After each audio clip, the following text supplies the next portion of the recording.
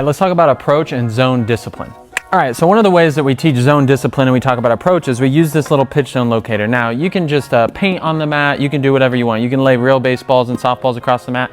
We have this nice little tool that helps. Okay, so we'll talk about this 1 through 7 as the different locations in to out on home plate, and we'll use this to talk about approach, right? Like what numbers are you hunting? What numbers do you hit well? What numbers do you struggle with, right?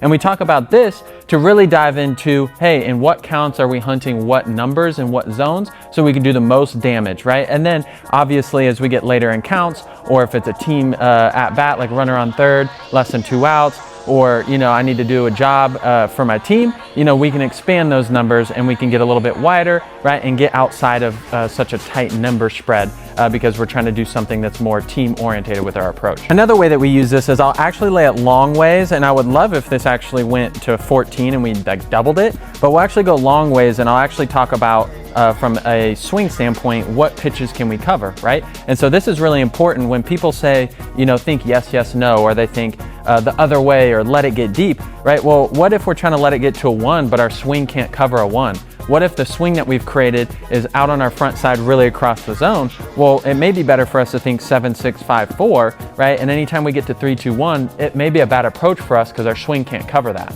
So for example, what that would look like is if somebody can't cover a 1, 2, 3, they may be lunging out of their backside, getting to their front side early, right? Which would look more like this, right? And they're more down and across the zone, causing them to really struggle with getting deep in the zone with their barrel, allowing them to drive the ball the other way.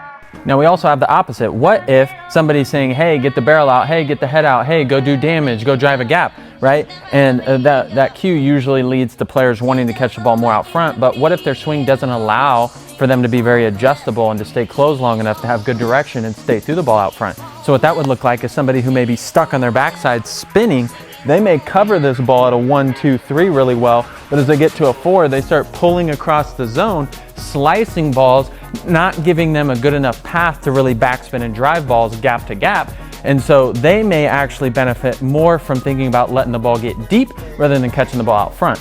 So then what's the answer? I think the ultimate answer is we should be building a swing that can cover both parts of the plate, in, out, and deep to out front. We want a swing that can cover back here if we need to. We want a swing that can cover out here if we need to. We want a swing that can stay on an outside pitch when it's thrown or get to an inside pitch when it's thrown.